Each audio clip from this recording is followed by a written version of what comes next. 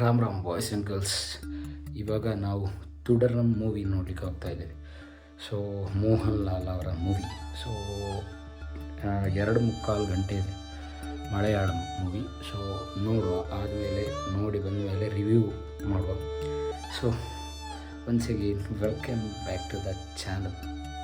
ಆಮೇಲೆ ಸಿಗ್ತೀನಿ, ಬಾಯ್.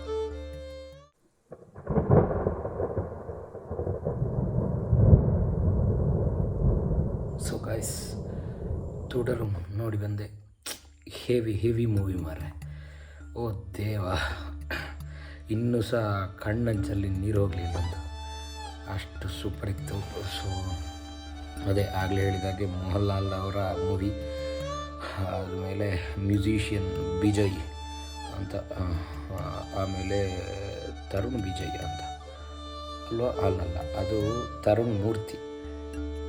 ಇದು ಆ್ಯಸ್ ಎ ಅಂತ ಡೈರೆಕ್ಟರ್ ಆಗಿ ತರುಣ್ ಮೂರ್ತಿ ಮತ್ತು ವಿಜಯ್.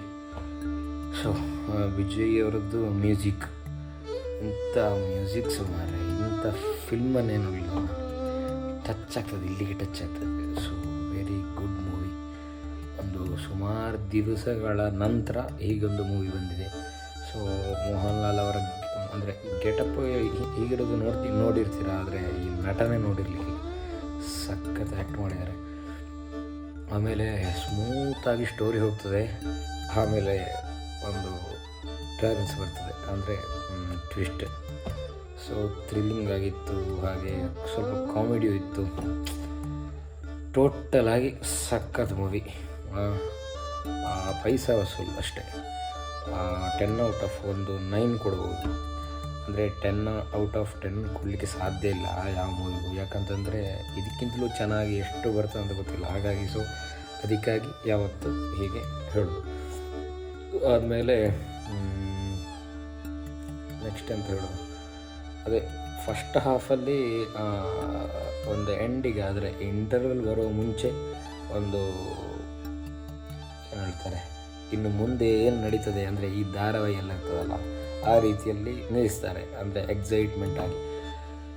ಆಮೇಲೆ ಪುನಃ ಕಂಟಿನ್ಯೂ ಆಗ್ತದೆ. ಸೊ 2.25 ಗಂಟೆ ಇದೆ. ಮಲಯಾಳಂ ಮೂವಿ ಸಖತ್ತಾಗಿದೆ, ಎಲ್ಲರೂ ಹೋಗಿ ನೋಡ್ಬೋದು. ಸ್ವಲ್ಪ ಗುಂಡಿಗೆ ಬೇಕು ಅಂದರೆ ತಡ್ಕೊಳ್ಳಿಕ್ಕೆ ಆಗೋದಿಲ್ಲ ಅಂತ, ಅಷ್ಟು ಇಮೋಷನ್ ಆಗ್ತದೆ ಲಾಸ್ಟಿಗೆ.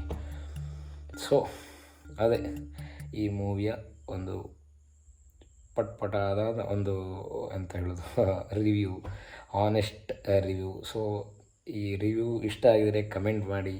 ಸೊ ಹೇಗೆಲ್ಲ ಚೇಂಜ್ ಮಾಡ್ಬೋದು ಅಂದರೆ ನಾನು ಹಾಕುವ ವೀಡಿಯೋಸ್ ಇದನ್ನೆಲ್ಲ ಸ್ವಲ್ಪ ಕಮೆಂಟ್ ಮಾಡಿ ಮಾರೆ. ಏನಾದರೂ ಪ್ರಯೋಜನ ಆಗ್ತದೆ ಅಂದರೆ ಕಲ್ತುಕೊಳ್ಳಿಕ್ಕಾಗ್ತದೆ, ಇಲ್ಲಾಂದ್ರೆ ಏನು ಗೊತ್ತಾಗೋದಿಲ್ಲ. So take care and bye. See in the next video very soon.